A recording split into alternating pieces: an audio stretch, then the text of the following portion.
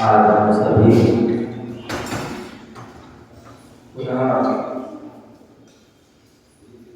मध्य प्रदेश की राजधानी भोपाल 1100 क्वार्टर महावीर विद्यालय में बैठे हुए हैं। भगवान महावीर स्वामी की जो वाणी चली वही वाणी निर्वाणी के रूप में प्राप्त है। उसी निर्वाणी का हम रसास्वादन कर रहे हैं। आचार्य कुंद स्वामी जो अपनी लेखनी के माध्यम से रहन साधन का प्रतिपादन किया, जिसमें श्रावक और मुनियों के धर्म का जो है विशेष व्याख्यान किया गया है।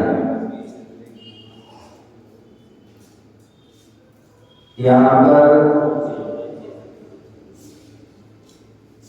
कल हमने और परसों 2 दिनों के माध्यम से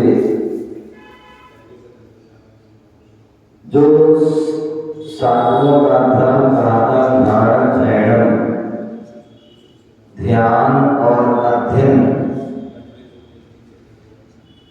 इस साधु के मुख्य धर्म है। इसके बिना साधु नहीं हो सकते हैं, वह साधु प्रशंसनीय मंडली नहीं है, ऐसा हमने जाना था। फिर वहाँ पर ध्यान के परिभाषा, उसके भेद, फिर भेदों को भी हमने जाना था और उसमें बताया गया था कि ध्यान के मुख्य जो है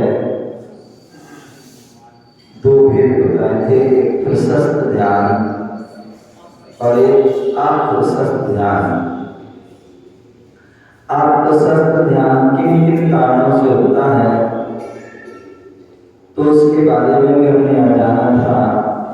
परिवार, वृद्धि, सत्कार, पूजा, भोजन, पाठ, शयन, आसन, भक्त, प्राण, काम, अर्थ के हेतु अथवा आज्ञा, निर्देश, प्रमाणता, कीर्ति, प्रशंसा, प्रभावना, गुण और प्रयोजन, एक अथवा स्वार्थ, इन सबके संबंध से अप्रशस्त ध्यान होता है। ऐसा मन का परिणाम भी अविशस्त अप्रशस्त होता है। इस प्रकार से हम बताए थे। अब यहाँ पर कुंद आचार्य शिवचंद्र स्वामी अपने ज्ञानानंद ग्रंथ में तीसरे अध्याय के 29 और 31वें श्लोक के माध्यम से प्रशस्त जो शुद्ध ध्यान कौन से हैं, उनका क्या स्वरूप है, उसके लिए आप बता रहे हैं। दो गाथा के माध्यम श्लोक के माध्यम से आगे पुण्यासे शुद्ध लंबना चिंतना वस्तु तत्वस्य प्रशस्तं ध्यानमुच्यते क्षीणेरादिसन्ताने प्रसन्ने चान्द्रामणि या स्वरूपोपलभ्यास्या सा शुद्धाख्या प्रकीर्तिता। तो यहाँ बता रहे हैं प्रशस्त व शुद्ध ध्यान का स्वरूप क्या है। तो उसके लिए बताया था, मैंने पहले भी कहा था, 3 प्रकार के उपयोग होते हैं, जिसमें पहला अशुभ उपयोग। अशुभ उपयोग से हमारा अशुभ ध्यान होता है, अप्रशस्त ध्यान होता है। और शुभ उपयोग से शुभ ध्यान होता है, प्रशस्त ध्यान होता है। और शुद्ध उपयोग से जो है शुद्ध ध्यान होता है। तो इसलिए आप बोल रहे हैं हमें सबसे पहले अशुभ से बचना है। तो उसके लिए प्रथम कारण है शुभ। अपने उपयोग को शुभ कीजिए। और उपयोग शुभ कैसे होगा? उपयोग शुभ कैसे होगा? बोले जैसे हम क्रिया करते हैं, जैसे हम कर्म करते हैं, उनके माध्यम से ही हमारा उपयोग क्या होता है? अच्छा होता है। मान लीजिए आप मंदिर आ रहे हैं, अथवा मंदिर के भाव हुए, क्या हुए? मंदिर आने के भाव हुए। आपका कौन सा उपयोग हो गया? कौन सा उपयोग? शुभ मंदिर। और यही कारण है कि आचार्य भगवंतों ने कहा है, जब चिंत्यो तब सहस्र फल। जब चिंत्यो तब सहस्र फल, लखा गणना हो, कोटा कोटि फल मिले, जब प्रभु दर्शे। एक बहुत सुंदर बात है। बोले केवल दर्शन के बारे में हमने जो उपयोग लगा दिया, भाव में आपके कि मुझे दर्शन करना है, केवल दर्शन करना, ऐसे भाव हुए। जब चिंतो तब सहस्र फल, आपको 1000 उपवास का फल मिल जाएगा। क्या मिल जाएगा? 1000 उपवास का फल। आप पूरा जन्म ले लोगे ना, एक जन्म ले लोगे तो हो सकता आपके 1000 उपवास ना हो। लेकिन केवल भगवान के दर्शन के बारे में सोच लिया, तो 1000 उपवास का फल, बिना कुछ किए केवल सोचना है। लखा बमणा हो और भगवान के दर्शन के लिए हम मंदिर के लिए निकल चुके हैं, मंदिर के लिए निकल चुके हैं, अभी दर्शन नहीं किए, केवल निकले हैं, रास्ते में हैं। और क्या हुआ? लखा गमना हो, लाख उपवास का फल मिल जाता है। अभी भगवान के दर्शन नहीं किए, केवल जो है हमने जो है घर से निकले हैं। लेकिन ध्यान रखना, घर से हम निकले तो कैसे निकले ये भी पता होना चाहिए। ऐसे ही हम कैसे आ जाए? बोले जब घर से निकले तो एक तो हमारे पवित्र भाव होना चाहिए। और पवित्र भाव कब होंगे? कब होंगे? पूजा पढ़ते हैं, क्या पढ़ते हो आप? किसी कह रहे बहनों को बदल बस क्या पढ़ते हो पूजा में? द्रव्यस्य शुद्धिमधिगम यथा रूपम भाव पढ़ते ना, पढ़ते ना? बोले भाव शुद्धि कब होगी? भाव शुद्धि कब होगी? जब आपकी द्रव्य शुद्धि होगी। क्या? द्रव्य शुद्धि होगी।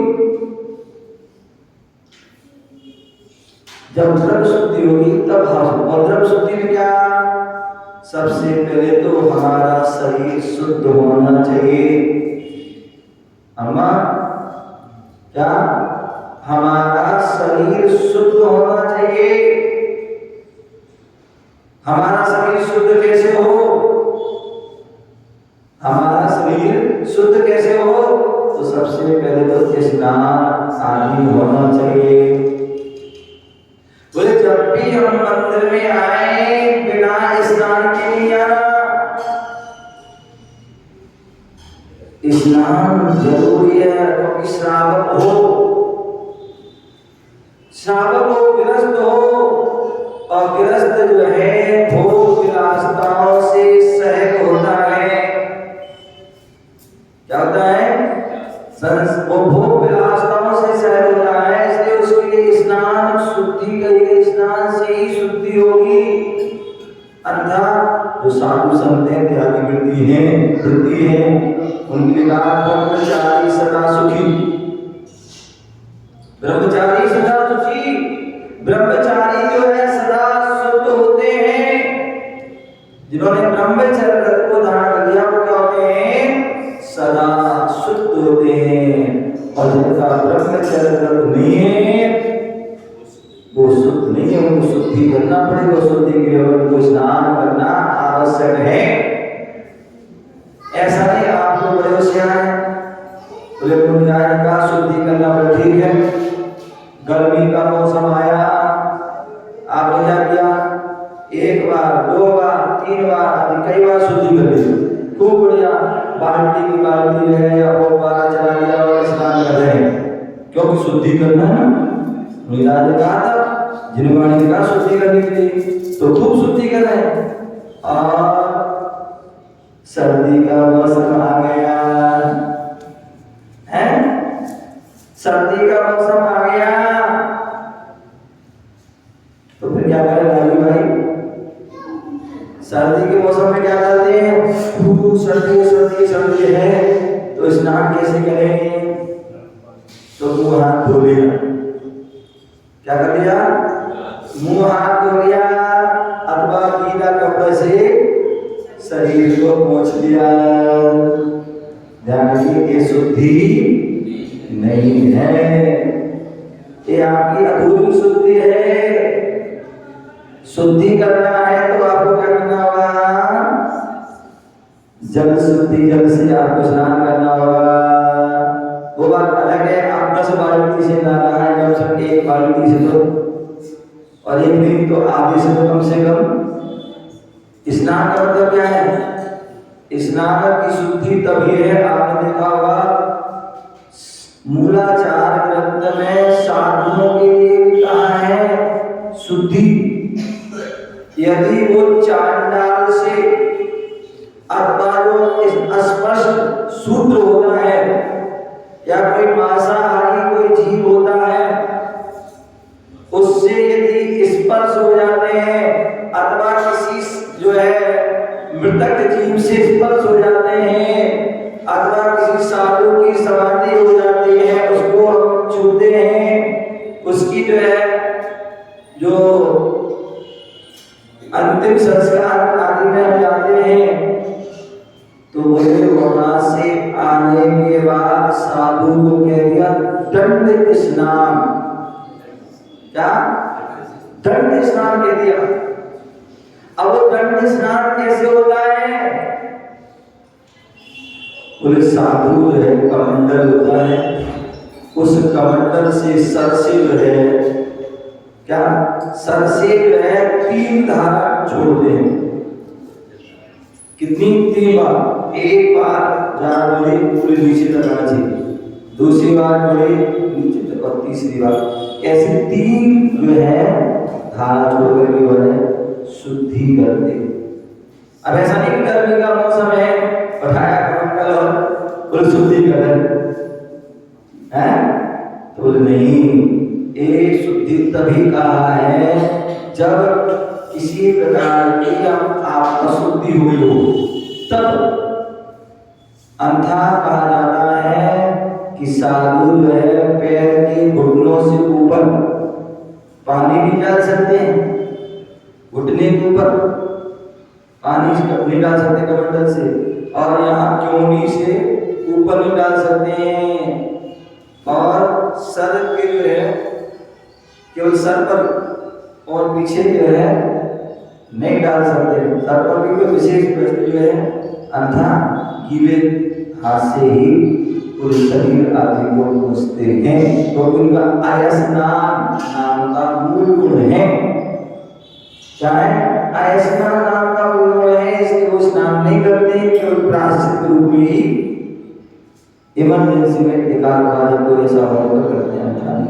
तो कहने का तात्पर्य श्रावक को साधु के लिए मंत्र शुद्धि मंत्र स्नान कहा गया है, लेकिन जो श्रावक के लिए जल से स्नान। तो मैं बताता जल से स्नान करते हैं तो जो हम स्नान कब माना जाता है? जब ऊपर से हम जल डालें और नीचे तक जल पहुंचे। क्या? ऊपर से जल डाला और नीचे तक पहुंचा तब वो स्नान होता है। आपने सुना होगा एक बुढ़िया की लुटिया गजब कर गई। क्या सुना है? एक बुढ़िया की लुटिया गजब कर गई, गजब कर गई, गजब कर गई। एक बुढ़िया की लुटिया। जहाँ बड़े बड़े कलशों से अभिषेक हुआ, लेकिन वह जो है अभिषेक का जल जो है पूरे पैरों तक नहीं आया। क्या? पैरों तक नहीं आया, क्योंकि जो अभिषेक कर रहे थे उनको अभिमान आ गया, अहंकार आ गया। मैंने मंदिर बनवाया, मैंने मूर्ति बनवाई, मैंने प्रतिष्ठा कराई, मैंने ये कराया, मैंने वो कराया। एक अभिमान आ गया, और अभिमान आ गया यही कारण है बोले मैं ही अभिषेक करूंगा। और ऐसा अभिमान आने का नहीं जो है वह अभिषेक का जल नीचे तक नहीं आया। बड़े बड़े सेठियों लोगों ने जो है बड़े बड़े राजा वाला सबने अभिषेक किया, हो गया। अंत में जो गुल्ली का सम्मा थी उसने खूब उसको धुलका दिया, भड़का दिया, भगा दिया, धक्का दिया, कुछ कर दिया कई बार। फिर भी वो अड़ी रही कि एक बार डालो, एक बार डालो, एक बार डालो, एक बार डालो। तब अंत में जो है उससे अभिषेक कराया गया, और अभिषेक करा तो जो है उसकी छोटी सी जो है लुटिया उससे अभिषेक किया। किया वो इसका जल नीचे तब वह पूर्ण अभिषेक पूरा हुआ, अन्यथा वो अभिषेक अधूरा था, अभिषेक अधूरा था। इसलिए जो है आप बोल रहे हैं कि जो स्नान का मतलब क्या है, बोले वो सर से पानी जो है जमीन तक पैरों तक आए वो आपका स्नान है। तो ऐसे जो श्रावक जब मंदिर आते हैं तो कैसे आते हैं, स्नान करके आते हैं, बिना स्नान के जो है नहीं आते। जब सर्दी हो चाहे गर्मी हो चाहे बरसात हो, स्नान करके ही मंदिर आते हैं। तो यह शरीर की शुद्धि है। क्या है, शरीर की शुद्धि। दूसरे जो है स्नान के साथ साथ वस्त्रों की भी शुद्धि होना चाहिए। क्या होना चाहिए, वस्त्रों की शुद्धि। ऐसा नहीं आपने जल से स्नान तो कर लिया लेकिन वस्त्र वही पुराने वस्त्र रहेंगे जिसमें मैं रात्रि में स्नान किया था या एक दिन पूर्व पहने थे, वही वस्त्र हैं। उन्हीं वस्त्रों से जो है टॉयलेट चले जाते हैं, उन्हीं वस्त्रों से हम पोटी चले जाते हैं। ध्यान रखें, जिन वस्त्रों से हम टॉयलेट जाते हैं, पोटी चले जाते हैं, वो वस्त्र जो है पूजा के और आहार के योग्य नहीं होते हैं। तो इसलिए जो है हमारे क्या हुआ, जो स्नान करने के बाद वस्त्र भी शुद्ध धुले हुए, ड्राई क्लीन के नहीं होना चाहिए।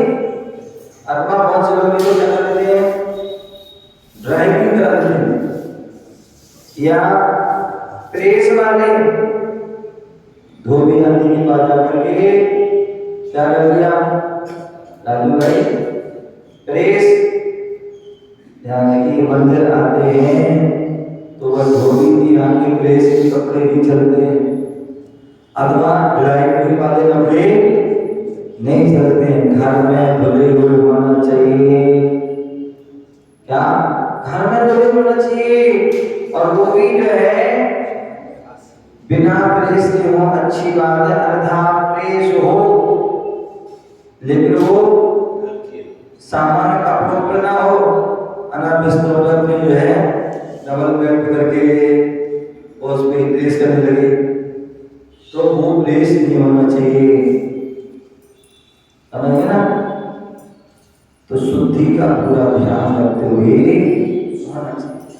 तो इसलिए स्नान करके और शुद्ध वस्त्र पहन करके, ध्यान रखिए शुद्ध वस्त्र भी पहनना, महिलाओं ध्यान से सुन लो, और पुरुष वर्ग भी। अन्यथा आप कहने को शुद्ध रहता है लेकिन आपके कपड़े शुद्ध नहीं रहते। लोग क्या करते हैं, ये बुंदेलखंड का 16 जो स्टैंड लगा होता है, क्या बुंदेलखंड का 16 ऐसा होता है जहां ऐसे स्थान पर डाल देते हैं कोई भी छू लेता है। तो जहां के ऐसे स्थान पर कपड़े डाले जहां पर कोई छुए ना। दूसरे हम क्या करते हैं, कपड़े तो धुले हुए हैं, अब उठाते हम किससे हैं, जो कपड़े हमारे शुद्ध नहीं है उनको पहने हैं और ऐसे उठा रहे हैं। क्या, ऐसे उठा करके दूर ही दूर शुद्ध है, शुद्ध कपड़े, शुद्धि कपड़े, शुद्धि। ये क्या है, ध्यान की केवल 16 नहीं चलता है। क्या, ऐसे 16 नहीं चलता है कि आपने कपड़े तो आपके शुद्ध नहीं है और हाथ में पकड़ लिया, समझ गया? अथवा ऐसे जो है तो ये शुद्धि नहीं। अथवा डंडा, क्या डंडा से उठा लिया, कपड़े शुद्धि नहीं लेकिन जो है डंडे उठा लिया, तो ये शुद्धि भी नहीं है। कायदा ये है कि हम कपड़े को पहली बात है ऐसे स्थान पर डालें जहाँ पर कोई छुए नहीं, अथवा हम वहीं जो है इस आसपास स्नान हो और उसके जो है पास में ही चाहे वो कपड़ा हो या तो कपड़े, सारे कपड़े उनको अलग कर दें, फिर उसके बाद उन कपड़ों को छुए। अन्यथा पुरुष वर्ग है, तौलिया आदि होती है, वो तौलिया को जो है पहन के नहाते हैं, उस तौलिया को गीली हो जानी चाहिए पूरी, क्या पूरा गीला हो जाना चाहिए, इतना भी जो है सूखा ना रहे, उस गीली तौलिया के पहन करके उस कपड़े को उठाना चाहिए। अथवा महिलाएं हैं ये गीली, जो भी साड़ी आदि पहने हैं उनकी वह साड़ी पूर्ण रूप से गीली हो जाए, उसकी गीली साड़ी से फिर को उठा करके ऐसे स्थान पर रख दे जहां कपड़ों को बदल, सोफा में रख देना, सोफा में रख देना, बेड पर नहीं रख देना, पर्दों से टच नहीं हो जाना, जो पैरदान आदि होते हैं जो कपड़े के उनसे भी आदि, इन चीजों का ध्यान में रखते हुए उन कपड़ों की शुद्धि का ध्यान रखना चाहिए, ठीक है ना। तो पहले पुराने कपड़े उतार करने के बाद ही उनका अथवा ऐसे नहीं बोले कपड़ा बदलना है, अम्मा सुनो कपड़े बदलना है, ऊपर की हमने साड़ी अलग कर दी और अंदर के कपड़े वही चल रहे हैं, उन्हीं पर हमने कपड़े में शुद्ध मन शुद्धि वचन शुद्धि काया शुद्धि आहार जल शुद्ध है। तो एक भी ध्यान में एक शुद्धि नहीं है, ऊपर अंदर बाहर सभी कपड़े बदलना चाहिए। इसी प्रकार उस पर आपने चड्डी बनियान पहन कोई पहने हो और उसमें धोती दुपट्टा पहन ली तो ध्यान की वो शुद्धि नहीं है। तो इसलिए इस्लाम की शुद्धि भी होना चाहिए, वस्त्र आदि ध्यान रखिए। और दूसरी बात जो चड्डी बनियान होते हैं, यदि हमें भोजन करना है, बच्चों को आहार देना है, वो चड्डी बनियान कहते हैं ना कोरे होने से, मतलब उन कपड़ों को पहले आपने अन्य किसी कारणों में लेना नहीं हो, पूजन के लिए देखा कि वैसे तो बिना पूरे खंड वस्त्र पहनना चाहिए। शास्त्र में उल्लेख है कि जो है मुनियों को आहार देते हैं या पूजा करते हैं तो खंड वस्त्र होना चाहिए। क्या होना चाहिए? खंड मतलब जो बिना सिला हुआ, जो धोती दुपट्टा दिए हैं बिना सिले हुए वो होना चाहिए, वो खंड वस्त्र है। अथवा एक शुद्धों के बारे में आता है, उनके जो कपड़े होते हैं वो खंड वस्त्र होते हैं, एक शुल्लक और वो शुल्लक एक खंड वस्त्र कैसे होते हैं? पहली बात तो बिना सिले हो, चाहे वो लंगोटी हो चाहे वो दुपट्टा हो, बिना सिला हो, उसमें किसी प्रकार की तुरपाई इंटरलॉक आदि कोई वो सिलाई नहीं होना चाहिए। यहाँ तक कि लंगोटी बनाते हैं तो लंगोटी की भी पत्ती सिली नहीं होना चाहिए। हमारे सर में एक चुल्लड़ी थे, वीर सागर जी बना गड़ा कुदा के थे, तो वो जब भी जो है चुल्लक अवस्था में रहे, एकक अवस्था में रहे, उन्होंने कभी सिले हुए कपड़े नहीं पहने। वो लंगोटी भी पहनते थे तो उनकी वो बत्ती जो होती है अलग से होती थी, बिना सिली हुई। क्या होती थी? बिना सिली होती थी और उसको कपड़े जो है उसमें बीच में गया और दबा के पहन दिया। तो ऐसे वो क्या होते हैं? खंड वस्त्र, दुपट्टा भी नहीं सिला हुआ। अथवा दूसरी परिभाषा आती है कि खंड वस्त्र किसे कहते हैं, तो उन्होंने बताया कि खंड वस्त्र मतलब ऐसा हो जैसे उनका दुपट्टा होता है चुल्लक जी का, तो इतना उसकी जो है लंबाई चौड़ाई होना चाहिए कि उनका सिर ढक जाता है तो पैर ना ढके, और पैर ढक गए तो सिर ना ढके, वो जो है खंड वस्त्र होता है। तो ऐसे बात कहने का तात्पर्य कि धोती दुपट्टा जो है केवल अभिषेक पूजन में या जो आहार में वो खंड वस्त्र मतलब बिना सिले हुए धोती दुपट्टा आदि होना चाहिए। तो उसमें जो है सबसे अच्छा मार्ग है कि उसमें चड्डी बनियान आदि ना हो। यदि जो है हम बिना उसके नहीं पहन पाते क्योंकि हमारे कपड़े पतले होते हैं, क्या ये पीले कपड़े होते हैं पतले होते हैं, या तो जो पहले कपड़ा आता है लट्ठा लट्ठा अथवा जो खादी का कपड़ा आता है वो यदि पहनते हैं तो वो तो बिना उसके भी हम पहन सकते हैं। अन्यथा ये कपड़े जो है आपके क्या होते हैं पतले होते हैं तो इनसे सब पारदर्शक होता है, तो ये पहनना उचित नहीं, इसलिए लोग चड्डी बनियान आदि पहनते हैं। तो चड्डी बनियान पहनते हैं तो हमको नया होना चाहिए, कोरा होना चाहिए, जिसे अन्य किसी काल में हमें उसको पहना ना हो। इस बात से वो हमारी क्या है, वस्त्र शुद्धि होना चाहिए। तो स्नान भी करना चाहिए और स्नान करने के बाद वस्त्र शुद्ध होना चाहिए। और उसके बाद मन क्या हो गया, शरीर शुद्ध हो गया, वस्त्र शुद्ध हो गया, इसका मन भी शुद्ध होना चाहिए। अरविंद भाई, अरविंद क्या होना चाहिए, मन शुद्ध भी होना चाहिए। मन में आपके क्रोध, मान, माया, लोभ चल रहा है, अथवा तीव्र राग द्वेष चल रहा है, ईर्ष्या चल रही है, मोह चल रहा है, या हिंसा, झूठ, चोरी, कुशील, पाप, आपके परिणाम चल रहे हैं, समझ गए ना। तो इसलिए आपके लिए कहा जाता है मंदिर में प्रवेश करो तो उसके पहले क्या करना चाहिए, क्या करना चाहिए, निश्चय। निश्चय बोलते इसका मतलब क्या है, केवल जो है देवी देवताओं से स्थानीय नहीं मांगा है। अब तो निश्चय निश्चय निश्चय का अर्थ है कि जो हमारे अंदर राग द्वेष आदि जो भाव विकल्प थे, वो सारे विकल्प घर गृहस्थी के, परिवार के, खाने पीने के जो भी विकल्प थे वो सारे बाहर रखे, तभी आपका मन शुद्ध हो गया।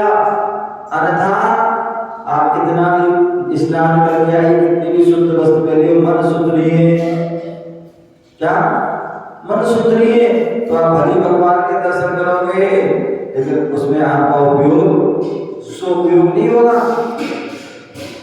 सुपयोग नहीं होगा, असुपयोग नहीं होगा, तो आपका जो दर्शन करना नहीं करना कोई लाभ नहीं। तो इसलिए मंदिर के वस्त्र, धोती दुपट्टे की शुद्धि किस तरह से होती है? बहुत सुंदर।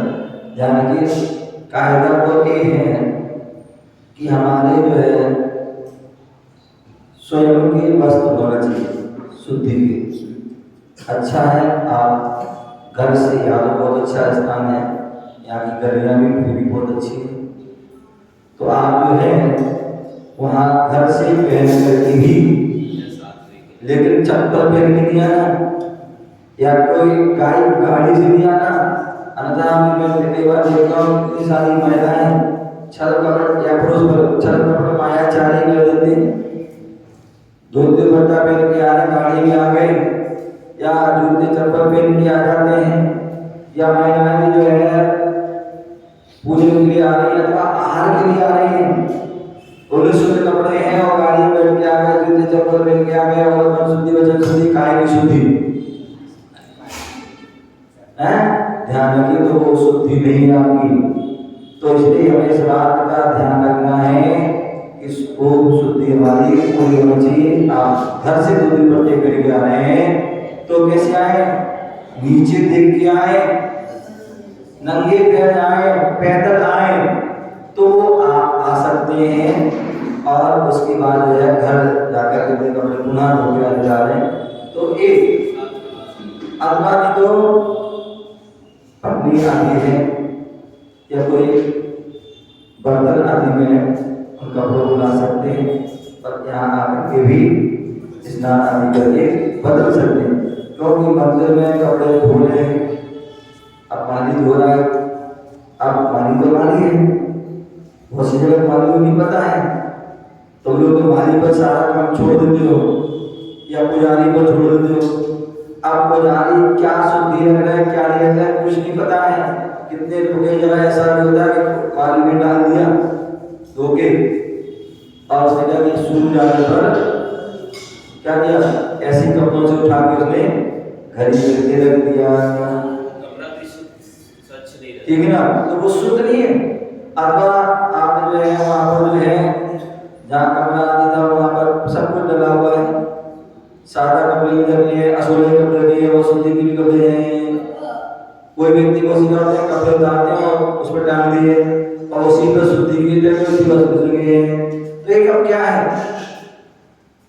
ये विवेक नहीं। कायदा तो यह है कि आप अपने मन से कपड़े पहन के आए हो तो उसको अपने उतारिए और अपनी पत्नी में ले जाइए, आपने दो के लिए सीखिए, वही डालना जाने करना है तो डालिए। आता मंदिर के भी हैं तो कर्तव्य ये है कि जो विधि ये है कि आप जो है आपने कपड़े पहने हैं तो कपड़े पहनने के बाद जो है आप जो है अपने सोने के बाद उसको आप धूप में डाल दीजिए। कायदे से तो मालिक को कपड़े आदि छूनी नहीं चाहिए, माता को उसको जो इधर तो सुननी नहीं चाहिए।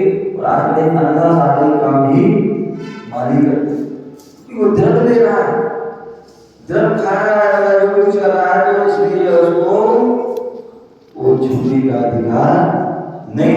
इस बात का मन शुद्धि क्या बोल रहे हैं हम, इस मंदिर आते हैं, स्नान करके आए और शुद्ध कपड़े पहन के आए। तीसरे जो है खाली हाथ नहीं आए, अंदर बहुत से लोग आते हैं खाली हाथ आ जाते हैं, और खाली हाथ आ रहे हो, यदि आप खाली हाथ आओगे यहाँ पर तो खाली हाथ ही जाओगे। सम्यक मौनी नाम का एक ग्रंथ है, उसमें लिखा है पूरे 4 स्थान पर कभी खाली हाथ नहीं रहे। क्या 4 स्थान पर कभी खाली हाथ नहीं है? एक देव के पास, इसके बाद देव, सच्चे देव, सच्चे देव जो है हमारे परमात्मा है, भगवान है, उनके पास कभी खाली हाथ नहीं रहे। क्यों? वो 3 लोक के नाथ हैं, और 3 लोक के नाथ के पास आप खाली हाथ जा रहे हो। दूसरे राजा के पास, क्या राजा के पास कभी खाली हाथ नहीं जाओ, क्योंकि यदि वहां खाली हाथ जाओगे तो खाली हाथ ही आओगे। तो राजा के पास कभी खाली हो, राजा के पास जाना किस लिए जा रहे हो? जिससे हमें कुछ लाभ हो। वो लाभ कब होगा? जब कुछ दोगे। Gift no gift no lift, क्या नो गिफ्ट नो लिफ्ट। यदि आप उनके पास राजा के पास जा रहे हो तो उपहार, अब देखते थे पहले राजा महाराजा के पास जाते थे, उपहार लेके जाते थे, क्या थाली में आदि में उपहार, और थोड़े से उपहार लेके जाते थे, बहुत सारा उपहार में मिल जाता था। तो जब हम एक राजा के सामने जा रहे हैं तो खाली हाथ नहीं जा रहे हैं। एक बुनियाद के पास जाओ, गुरु के पास जाओ, कभी खाली हाथ नहीं जाओ। और चौथा जो है किसी विद्वान के पास जाओ, विद्वान के पास जाओ, ज्ञानी के पास जाओ, तो खाली हाथ जाओ, कुछ ना कुछ लेके जाओ। सामान हम जो है किसी गृहस्थ के जाते हैं, रिश्तेदार के जाते हैं, रिश्तेदार के जाते हैं, अपने सौंदर्य जाते हैं, ससुराल में जाते हैं, कहीं कुछ भी जाते हैं, तो क्या होता है? कुछ ना कुछ हम फल, मिठाई और भी कोई गिफ्ट हम साथ में ले जाते हैं। और ध्यान रखिए, यदि तुम किसी के जा रहे हो कुछ लेके जाओगे तो ही तुम्हारी पूछ होगी, और यदि कुछ लेके नहीं गए ना तो कोई पानी को भी नहीं पूछेगा, पानी को भी नहीं पूछेगा। तो इसलिए जब सामान्य लोगों के यहाँ जाते हैं तो खाली हाथ जाते हैं, कुछ ना कुछ लेके जरूर जाते हैं। तो हम 3 लोगों के नाम के पास जा रहे हैं तो कुछ ना कुछ लेके जरूर जाए, खाली हाथ ना जाए। मुट्ठी भर के जाओगे, मुट्ठी भर के जाओगे तो झोली भर के मिलेगा, और खाली हाथ जाओगे तो खाली हाथ ही आओगे। तो इसलिए भगवान के दर्शन करने जाए तो क्या अपने द्रव्य लेके जाए, हाथ में, डिब्बी में, रुमाल आदि में, क्या लेके जाए? द्रव्य। अब द्रव्य क्या है? हो सकता है शरीर भी हो सकता है, गोला भी हो सकता है, बादाम भी हो सकती है, अखरोट भी हो सकती है, और भी जो फल है, अथवा अष्टद्रव्य। अष्टद्रव्य जल हो, चंदन हो, अक्षत हो, पुष्प हो, विभूति हो, फल हो, ये सब क्या है? अष्ट। तो वो अष्टद्रव्य लेके जाइए, और वो द्रव्य भी ध्यान रखना, जैसे आप आप भोजन करते हो, मालिक चावल खाते हो, कैसे खाते हो? धो करके, पका करके, बना करके, ऐसे ही खाया तो फल फूल आदि भी वो भी बना करके खाते हो। अगर ऐसे खा जाओगे तो बीमार पड़ जाओगे, वायरल हो जाएगा, कुछ भी हो जाएगा। तो इसलिए तो जब हम सामान हम भोजन आदि का भी वस्तु प्रयोग करते हैं तो क्या करते हैं? धो करके। क्या करते हैं? धो करके। आपने देखा कोरोना काल में क्या होता था? कोई व्यक्ति अपने हैंड टू हैंड वस्तु नहीं देता था। कोई भी सामग्री आती है बाहर को थोड़े धूप में मिले, क्या वो धूप में रखिए और उसके बाद फिर क्या होता? गर्म पानी रख दिया और उसमें सारा सामान डाल दो, जो भी फल फूल है सब्जी आती है उसमें डालिए, या जो फिर उसको जो है जब धो करके। तो ये जो है शुद्धि, उसी प्रकार जो खाने पीने की चीजें हैं आजकल जितनी भी जो सामग्री आ रही है फल फूल आदि, ये सब क्या है? सब केमिकल अधिक मिला हुआ है। कायदे में जो जितनी भी साग सब्जी फल फूल है ऑर्गेनिक होना चाहिए। अपने घर पर स्वयं लगाओ, क्या स्वयं लगा? पहले के लोग करते थे, अपना बगीचा बना देते, उसमें सब्जी आदि फल फूल आदि जो भी है पत्ती धनिया मिर्ची आदि सारा लगा देते और उसको आज पुनः कहते हैं परिवर्तनशील संसार है, बीच में सब व्यक्ति विलुप्त हो गया था। अब पुनः वही कर पा रहा है कि व्यक्ति अपने ऑर्गेनिज्म अपनी खेती कर रहा है, फल फूल सब्जी आदि कर रहा था। मैं परसों बाहर करने गया था राजू भाई ने, तो आकांक्षा वो बहन वो तब दिखा रही थी, पूरे अपनी छत पे क्या किया? सारा सब्जी वब्जी गमलों आदि में उन्होंने उगा रखी,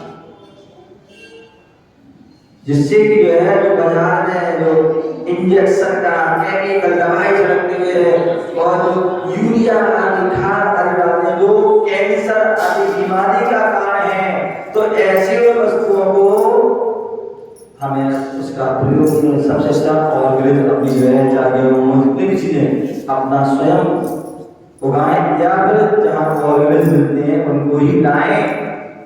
अर्थात जो हम जो बाजार की सामग्री लाते हैं तो सहसा उसका प्रयोग नहीं करना चाहिए, चाहे अपने लिए हो चाहे साधु के लिए। उसके लिए कायदा डॉक्टर लोग आदि होते हैं जो सामग्री सब्जी फल आदि जो भी चीजें हैं उनको पहले क्या है कुछ देर गर्म पानी में उसको डाल के रखो, जिसकी जो उसकी जो मारक शक्ति है वो समाप्त हो जाए। तो इस प्रकार से कहने का तात्पर्य कि जो मंदिर में चावल आदि जो भी चढ़ा रहे हैं वो धुली हुई होना चाहिए, बिना धुली द्रव नहीं होना चाहिए। रहनसार इसी ग्रंथ में आचार्य कुलकुल स्वामी ने कहा है कि जो व्यक्ति भगवान के सामने गुरु के सामने निर्वाणी देवसार गुरु के सामने बिना धुली द्रव्य चढ़ाता, अशुद्ध द्रव्य चढ़ाता है, क्या अशुद्ध द्रव्य चढ़ाता है, वो लूला लंगड़ा दरिद्री रोगी आदि होता है। क्या होता है? तो इसलिए कभी भी धुली द्रव्य नहीं चढ़ाना, बिना धुली नहीं चढ़ाना चाहिए। या तो आपके घर में व्यवस्था हो, शुद्ध पानी है, कुएं आदि का पानी है, आप घर में उस पानी को छान करके प्राशन करके उसको जो है उससे द्रव्य धोइए। अन्यथा बहुत से मंदिरों में व्यवस्था रहती है, अलग से व्यवस्था होती है कि भैया यहाँ पर महिलाएं यहाँ पर पुरुष उनको पानी आदि रख दिया जाता है कि आप उस द्रव्य को धोएं और उसके बाद द्रव्य को चढ़ाएं। तो इसलिए वो धुली द्रव्य होना चाहिए, बिना धुली द्रव्य नहीं होना चाहिए, चाहे वो महिला हो चाहे पुरुष हो चाहे बच्चे हो उनको धुली। अथवा मुझे याद है बचपन में पहले जो मम्मी लोग क्या करते थे, चावल द्रव्य आई और आदि का पानी है उसको रासुक पानी से या तो धो लिया, अगर डेली नहीं धो पाते हैं तो क्या करते थे उस पानी को रासुक पानी से एक कपड़े में छन्नी में डाल देते और उसको क्या करते गीले कपड़े से उसको पोंछ लेते, अंगोछ लेते थे एक बार, दो बार, तीन बार अंगूठ लिया, थोड़ी हवा दिखा के उसको डिब्बे में रख दिया तो भी वह शुद्ध हो गई द्रव्य। ऐसी द्रव्य को भी हम चढ़ा सकते हैं। तो कहने का तात्पर्य मंदिर आते हैं तो स्नान करके आए, शुद्ध वस्त्र पहन करके आए और तीसरे जो शुद्ध द्रव्य लेकर के आए और उसके बाद नीचे देखते हुए पैदल पैदल नीचे देखते हुए पैदल और नंगे पैर आए और बातें करते हुए नहीं कि बातें करते हुए यहाँ वहां देखते हैं। अभी तू जो है मन में या मंद ध्वनि में कोई भी पाठ पढ़ते हुए दर्शन पाठ पढ़ते हैं, मेरी भावना बारह भावना मेरा भावना आदि कुछ ना कुछ जो है पढ़ते हुए जो है आप मंत्र जाए, ये उसकी विधि है। तो मैं बता रहा था जब चिंत्यो तब सहस्र फल। यदि हम मंदिर के जाने के बारे में सोच लिया कि मंदिर जाना है तो 1000 उपवास का फल मिल जाता है। और मंदिर के लिए गमन कर देते हो, चल देते हो, अभी रास्ते में हो, आपने दर्शन नहीं किए लेकिन फिर भी आपको लाख उपवास का फल मिल जाता है। आपने पढ़ा होगा भगवती आराधना ग्रंथ में कहा है और अनेक प्रकार के स्तोत्र पाठों में कहा गया है कि यदि कोई जो श्रावक है या कोई मुनिनाथ है, मुनिनाथ तीर्थ वंदना के लिए जा रहे हैं, गुरु दर्शन के बाद जा रहे हैं, अपने दोषों की आलोचना करने जा रहे हैं और रास्ते में ही क्या हो जाता है, उनका प्राणांत हो जाता है। कोई पूजा करने जा रहा है, कोई दर्शन करने जा रहा है, भाव से जा रहा है, रास्ते में ही प्राणांत हो जाता है। तो ध्यान रखना उसको जो उसका फल प्राप्त होता है। आपने पढ़ा होगा महावीर अष्टक में पढ़ा है, हाँ जोड़िएगा। यदर्चा भावेन प्रमुदित मनाद दुर्या नारासी स्वर्गे गुण गण समृद्धा सुविधि लवन्ते सद्भक्ता शिवसुखे समाजं किमुतता महावीर स्वामी नयन पदगामी महावीर स्वामी नयन पदगामी। इतनी सुंदर ये भाग्य लोग कह रहे हैं, क्या कह रहे हैं, यदर्चा भावेने, हम पूजन के भाव के लिए भाव से मंदिर जा रहे हैं। किसके लिए जा रहे हैं?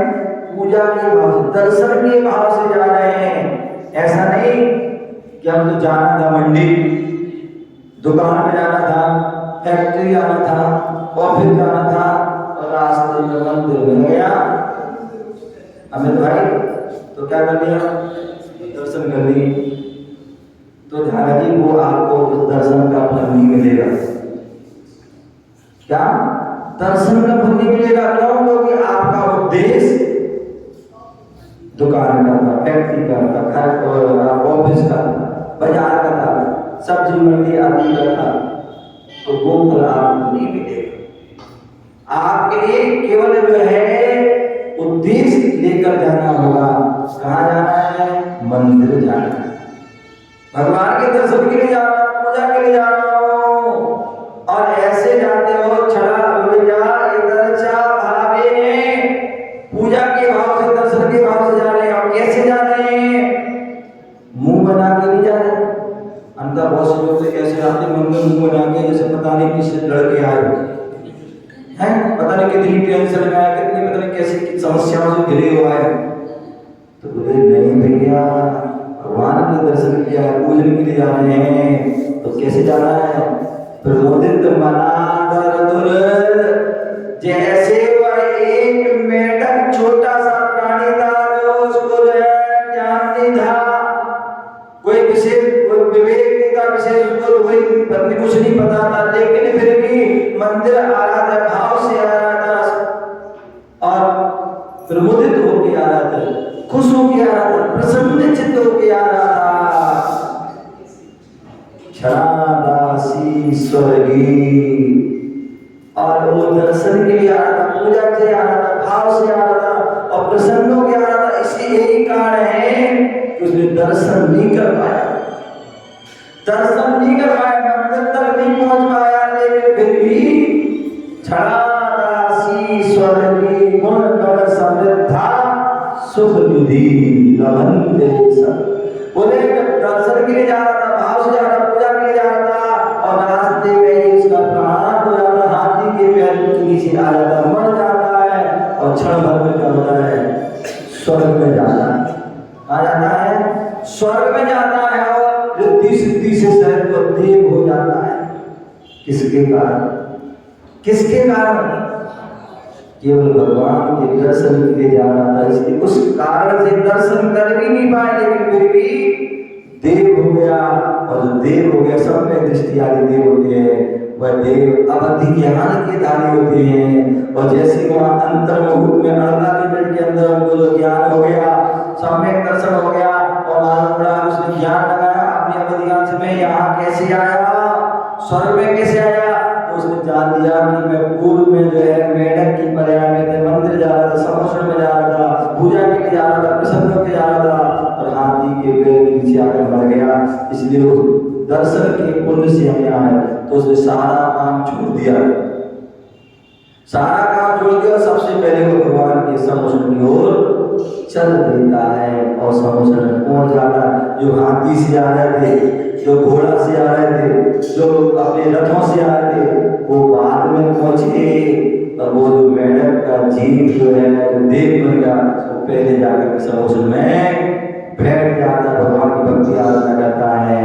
और जब भगवान की वाणी गिरे उसके पूर्व राजा सैनिक कहते हैं भगवान, उन्होंने जैसे उनकी दृष्टि डाली सब में, तो देखा कि वो देव बैठा हुआ, उसके मुकुट में मेढक का चिन्ह है। तो उन्होंने पूछ लिया भगवान से, भगवान एक जिज्ञासा है। बोले क्या है?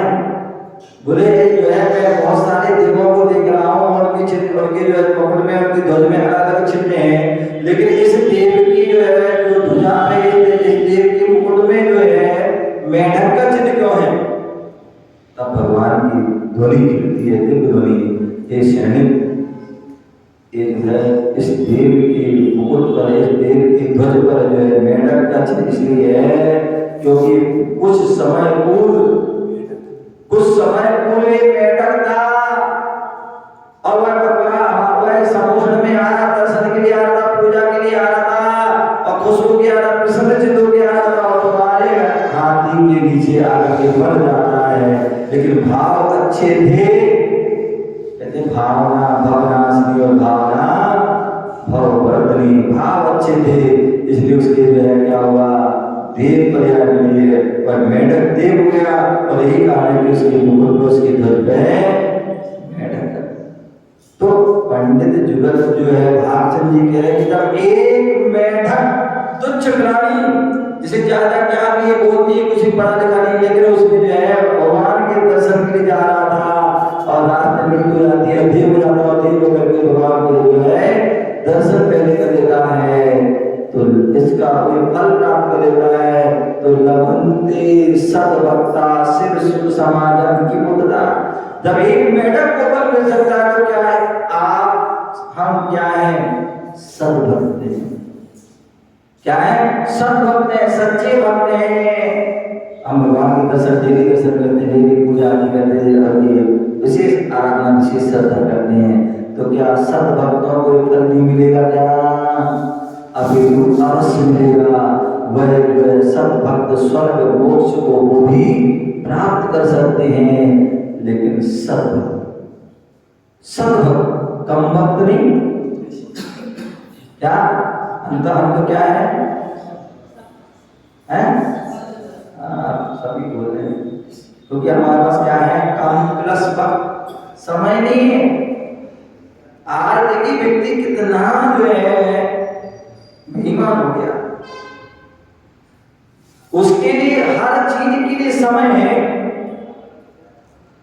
घूमने जाना हो, घूमने जाने के लिए उसके पास घंटों समय है, पार्कों में बात करने के लिए समय है, मोबाइल पर बात करने के लिए समय है, अखबार पढ़ने के लिए घंटों घंटों समय, यहाँ वहाँ बैठ करके चर्चा करने के लिए समय है, लेकिन 5 मिनट उसके बाद भगवान के दर्शन करने के लिए, गुरुओं के दर्शन के लिए नहीं है। और फिर जब परेशान होता है, दुखी होता है, बोले महाराज बहुत परेशान, बहुत कष्ट है, बहुत पीड़ा है, बहुत परेशानी है। अब जो है जब परेशान हो गया तो अब समय मिल गया उसे, अब वो आ गया, वैसे समय नहीं था। इसलिए कहते दुख में सुमरन सब करे, सुख में करे ना बोल, और जो सुख में सुमरन करे दुख काहे को। सब जानते पढ़ लेते जिनका मानते कोई तो इसलिए जो है हमारे लिए क्या करना चाहिए, भगवान करना चाहिए, मोहन किया भाव सीखिए। यदि हम अब जब हमारा हर चीज के लिए समय निकालते हैं तो भगवान के लिए भी, धर्म के लिए भी समय निकालो। यदि तुम धर्म के लिए समय निकालो, तुम परमात्मा के जो दरबार में 4 कदम बढ़ के जाते हो, तो नीम से मानिए परमात्मा भी जो 1000 या गुरु आदि 1000 जो है कदम तुम्हारे आ सकते हैं, समय बने। इसलिए सद्भक्त बने, कम भक्त ना बने, सद्भक्त में थोड़ा सा समय हम धर्म के लिए निकालें तो निश्चित ही हमारा जीवन सार्थक। तो यह बात चल रही थी सदुपयोग, किसकी? सदुपयोग। और भी क्या कैसे सदुपयोग कर सकते हैं उसके बारे में फिर जानेंगे। आपका समय हो गया। जय गुरु महावीर भगवान की।